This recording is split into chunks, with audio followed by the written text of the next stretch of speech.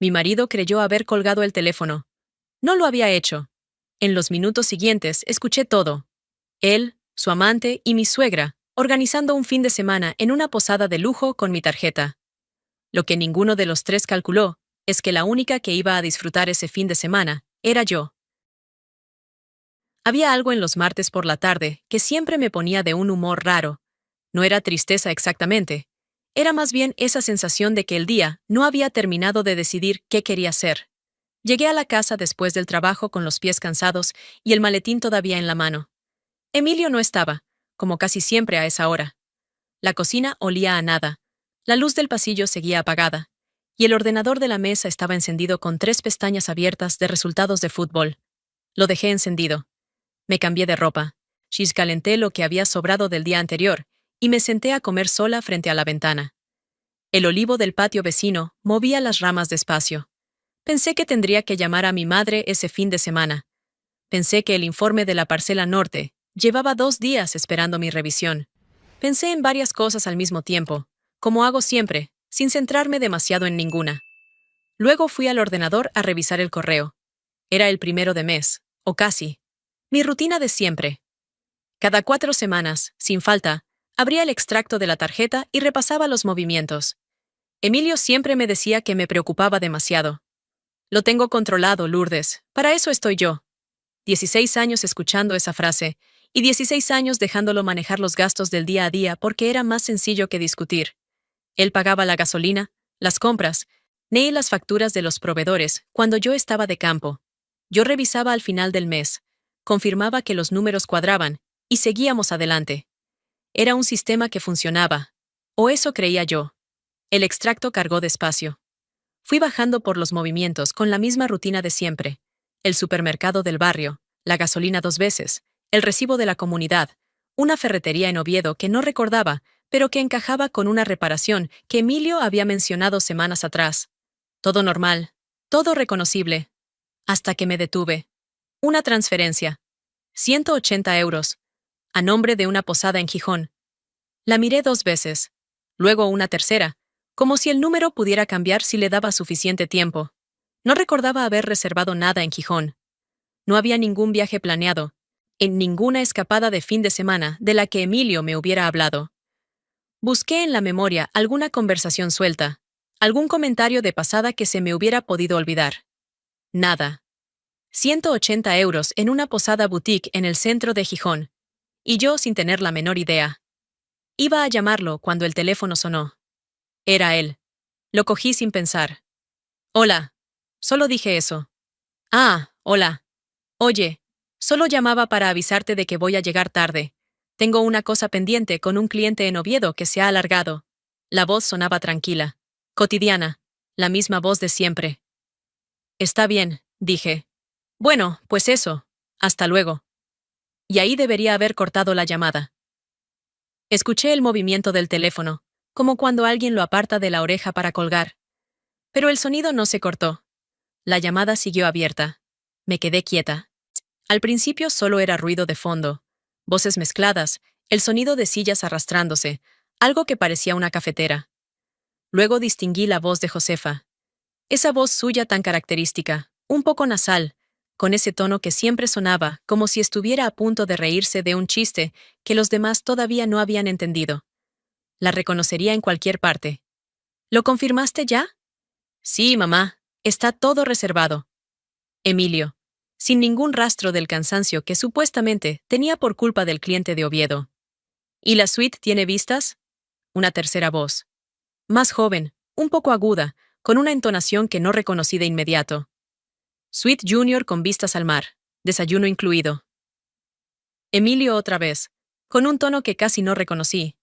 Liviano, animado, el tono de alguien que está contento de verdad. Josefa soltó una carcajada. ¡Ay! No, qué maravilla. Y encima con la tarjeta de Lourdes, que para algo tiene que servir la pobre. Las tres se rieron. Me levanté de la silla sin darme cuenta. Me apoyé en la encimera con la mano libre y seguí escuchando, aunque una parte de mí quería tirar el teléfono contra la pared y otra parte no podía moverse. Siguieron hablando varios minutos. Del hotel, de la cena del viernes, de que la posada tenía una terraza con vistas increíbles. Josefa preguntó si habían reservado mesa en algún sitio cercano, y la voz joven, Jessica, la llamó Emilio en un momento. Dijo que ella se encargaba. Hablaron del tiempo que se esperaba ese fin de semana en la costa, de lo bien que iban a dormir con el sonido del mar. Colgué cuando ya no pude seguir. Me quedé parada en la cocina. El ordenador seguía encendido con el extracto en pantalla. La luz de la tarde entraba por la ventana, y el olivo del patio seguía moviéndose, ajeno a todo. El mundo seguía exactamente igual que 5 minutos antes, y yo era la única que notaba que algo se había roto. El pecho me apretaba de una manera que cuesta describir. No era solo rabia, aunque rabia había de sobra. Era algo que se parecía más al suelo hundiéndose.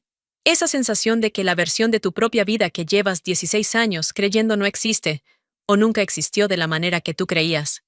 Y encima Josefa riéndose. Josefa, que me llamaba cielo en las comidas familiares, y me preguntaba por el trabajo con esa sonrisa tan ensayada que yo siempre interpreté como afecto. Fui al baño. Cerré la puerta con llave. Me senté en el borde de la bañera y estuve así un rato largo, con las manos juntas, mirando el suelo. Lloré. No fue un llanto de película. Fue corto, tenso, de esos que salen cuando el cuerpo no puede guardar más presión, lo suficiente para que el pecho dejara de apretar tanto. Cuando paró, me quedé en silencio. La primera idea que me vino fue llamarlo, decirle que lo había escuchado todo, preguntarle quién era Jessica, decirle lo que pensaba de él y de su madre. Estuve a punto. Cogí el teléfono 2 veces. Pero cada vez que imaginaba esa conversación, también imaginaba su respuesta. La cara de sorpresa. Las negaciones. El no es lo que parece. Toda esa maquinaria que Emilio tenía perfectamente engrasada después de años de pequeñas medias verdades. No quería eso. No quería la escena en el salón con las voces subiendo y él controlando el ritmo de la conversación como siempre hacía. No quería darle la oportunidad de prepararse. Quería otra cosa. She todavía no sabía exactamente qué, pero sentía que había algo ahí, algo que todavía no había terminado de tomar forma. Volví a la cocina y abrí el correo. Busqué el nombre de la posada que aparecía en el extracto y tardé menos de un minuto en encontrar el email de confirmación. Estaba en mi bandeja porque el pago había salido de mi tarjeta y la confirmación había llegado a mi dirección. Lo abrí despacio. Reserva a nombre de Emilio. 2 noches. Viernes y sábado. Llegada prevista el viernes por la tarde. Check-out el domingo antes de las 12. Tarifa con desayuno incluido. Y al final, en letra pequeña, las condiciones de cancelación. No reembolsable en las últimas 48 horas, pero con derecho a estorno completo si se cancelaba con más de 2 días de antelación. Miré la fecha en la esquina de la pantalla. Quedaban más de 72 horas. Me quedé mirando ese número un buen rato. El estorno volvería a mi tarjeta. Mi tarjeta. El dinero que habían usado para planear ese fin de semana. La suite. Las vistas al mar. Las risas a mi costa. Seguía siendo mío. Técnicamente. Todavía. Y entonces vi algo más en el email. El nombre de la posada. El número de contacto directo. El nombre de la persona que había gestionado la reserva. Toda la información que necesitaba estaba ahí, en mi bandeja, porque a nadie se le había ocurrido que yo pudiera mirar. Algo se asentó en mi cabeza. No era todavía un plan completo. Era más bien la certeza de que yo tenía algo que ellos no sabían que tenía. Cogí el teléfono y busqué el número de la posada. La persona que atendió en la posada tenía una voz amable, sino de las que parecen entrenadas para no sorprenderse con nada. Le di el número de reserva, mi nombre como titular del pago, y le expliqué que necesitaba cancelar. Me confirmó las condiciones en menos de un minuto. Más de 48 horas de antelación. Estorno completo al método de pago original. Perfecto, proceda. Mientras tecleaba me preguntó si había algo que no hubiera sido de mi agrado, si podían hacer algo para que reconsiderara. Le dije que no, que simplemente los planes habían cambiado. Lo cual era completamente cierto, solo que los planes que habían cambiado no eran los míos. Me dio el número de referencia de la cancelación. Antes de colgar le pregunté, casi como de pasada, si tenían disponibilidad para esa misma fecha. No una suite. Algo sencillo, para una persona. Sí tenían. Una habitación individual en la segunda planta, sin vistas al mar, pero con baño propio. 110 euros las 2 noches. La reservé. Luego le pregunté por la reserva de cena del viernes. A nombre de Emilio, 3 personas. 9 de la noche. Déjela como está, dije. Colgué, cerré el ordenador y lavé los platos de la cena. Un martes como cualquier otro. Emilio llegó pasadas las 11. Me dio un beso en la frente. Dijo que estaba agotado, se duchó y se quedó dormido antes de que yo apagara la luz. Lo miré un momento desde la mesita de noche. 16 años. Y todavía roncaba igual. Los días siguientes los viví con una calma que me sorprendió a mí misma. Fui al trabajo, revisé los informes de la parcela norte, comí con una compañera el jueves, que escuché a Emilio mencionar por encima que el fin de semana tenía planes con unos amigos. No dijo a dónde, no dijo con quién, y yo no pregunté. Josefa llamó el jueves por la tarde con su voz de siempre, preguntando cómo estaba, si me apetecía quedar la semana siguiente para comer.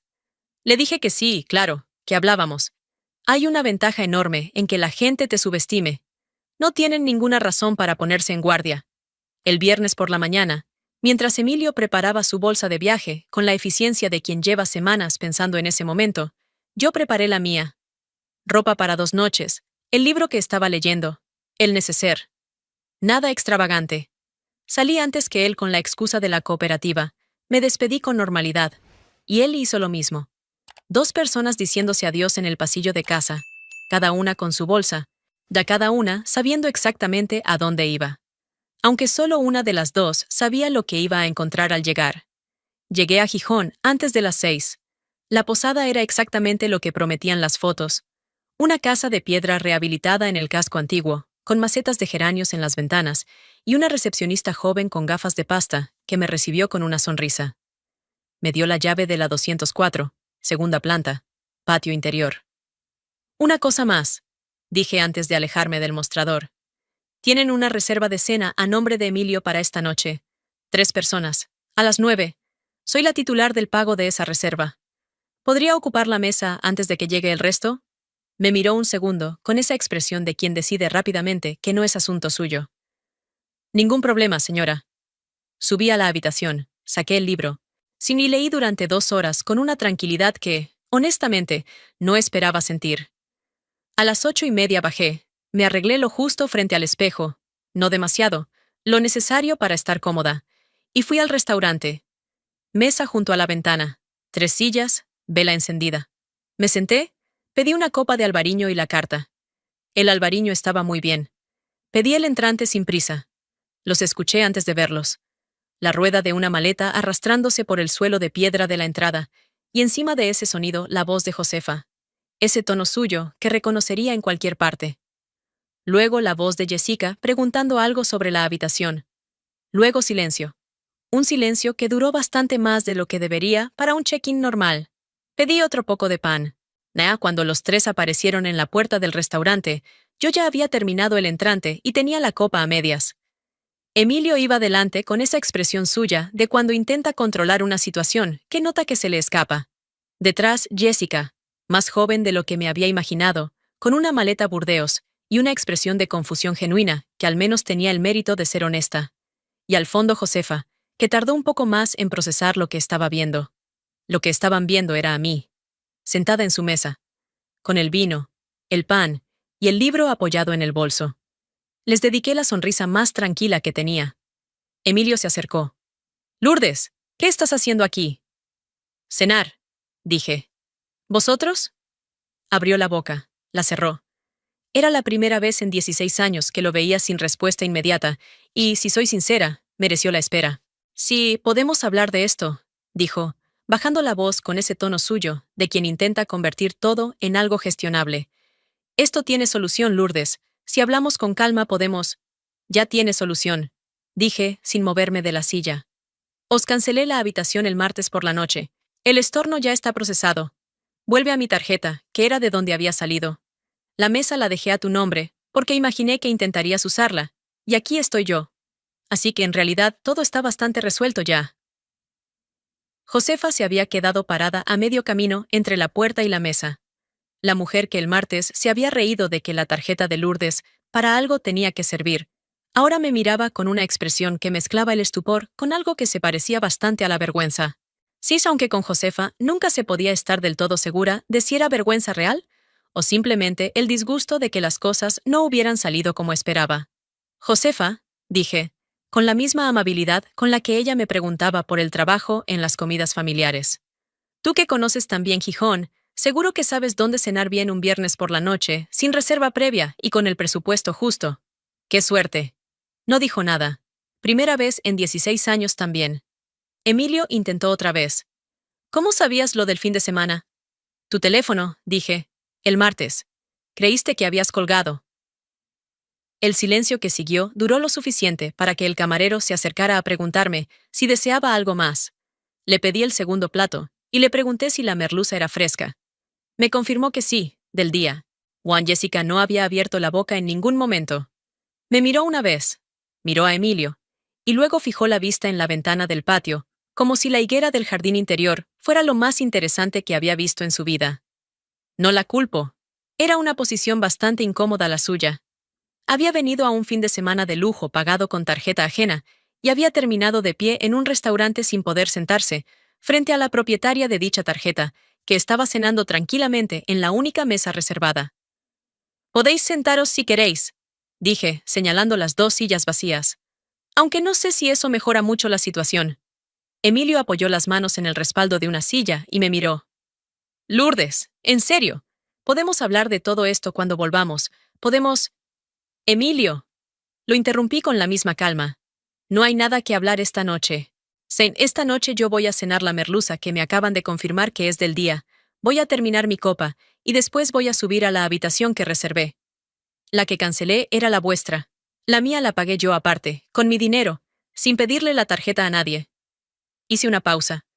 Lo que hagáis los tres a partir de ahora ya no es cosa mía. Josefa murmuró algo que no entendí bien. Emilio la miró. Jessica seguía estudiando la higuera del patio, con una concentración que ya rozaba lo académico. El camarero llegó con el segundo plato. Lo colocó frente a mí, con toda la naturalidad del mundo. Preguntó si necesitaba algo más, y se retiró. La merluza olía muy bien. Los tres se quedaron de pie unos segundos más.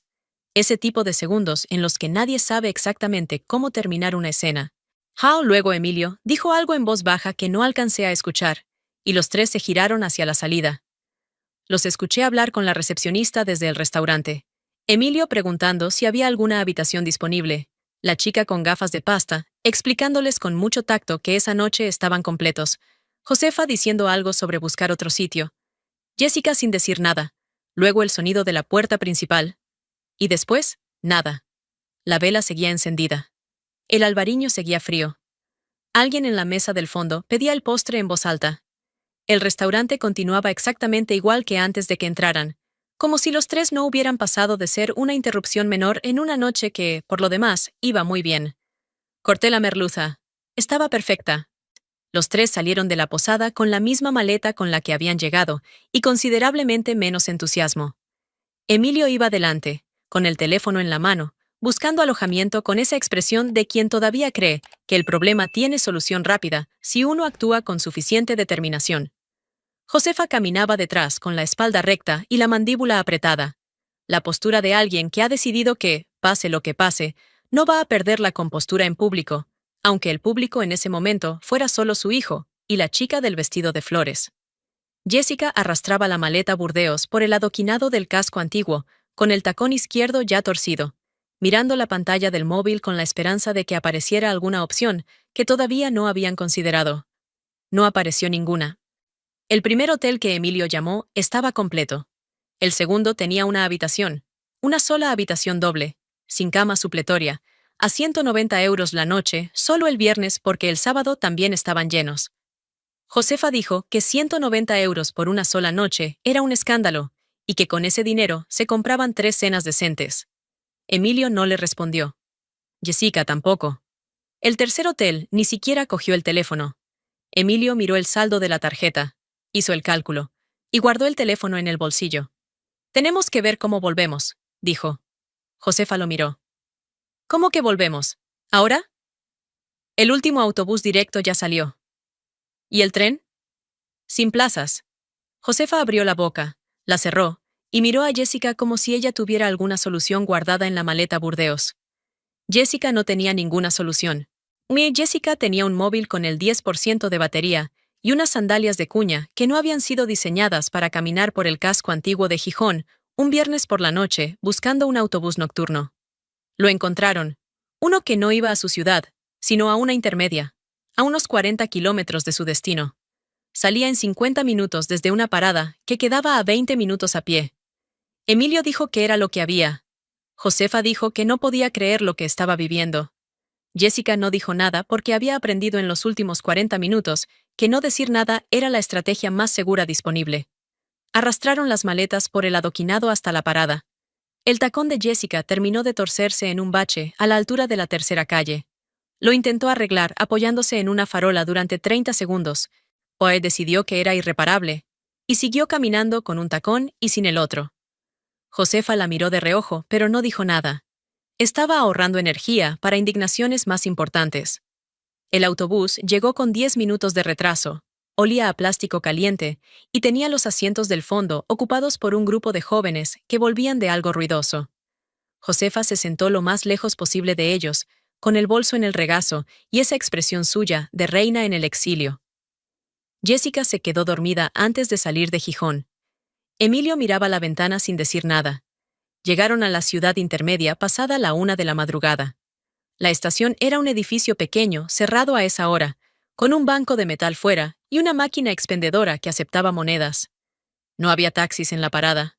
Si Emilio llamó a una empresa, le dijeron que para esa zona, a esa hora, el suplemento nocturno más el recorrido sumaba más de lo que le quedaba de margen en la tarjeta. Josefa sugirió llamar a alguien del pueblo para que viniera a buscarlos. Emilio dijo que no iba a llamar a nadie a la 1 de la madrugada para venir 40 kilómetros sin dar explicaciones.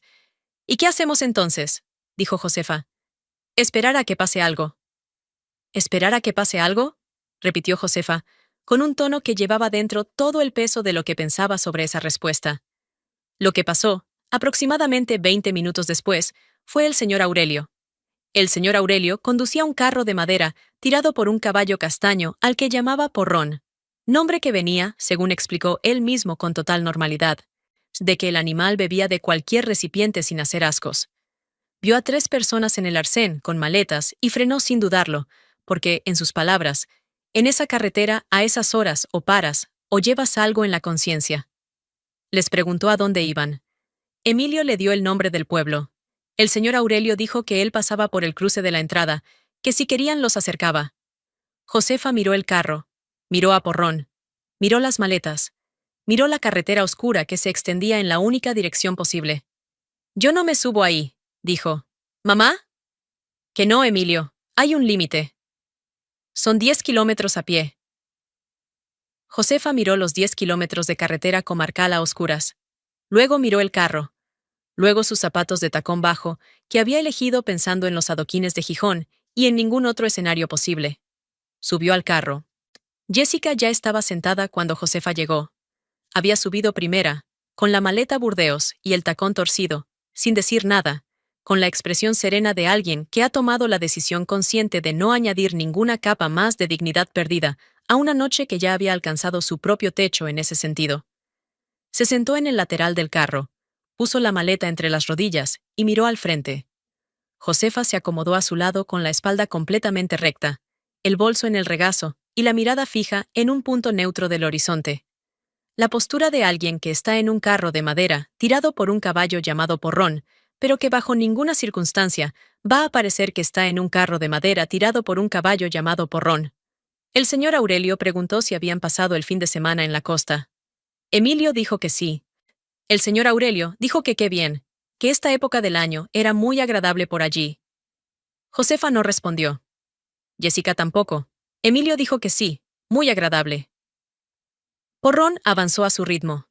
El carro crujía en cada bache. El camino olía a tierra húmeda y pasto mojado. Las ruedas de madera hacían un sonido rítmico y completamente ajeno a cualquier noción de escapada romántica de fin de semana. Josefa, que el martes se había reído de que la tarjeta de Lourdes para algo tenía que servir la pobre, iba sentada en un carro de madera en silencio absoluto, con el bolso apretado contra el pecho y los zapatos manchados de barro del arcén.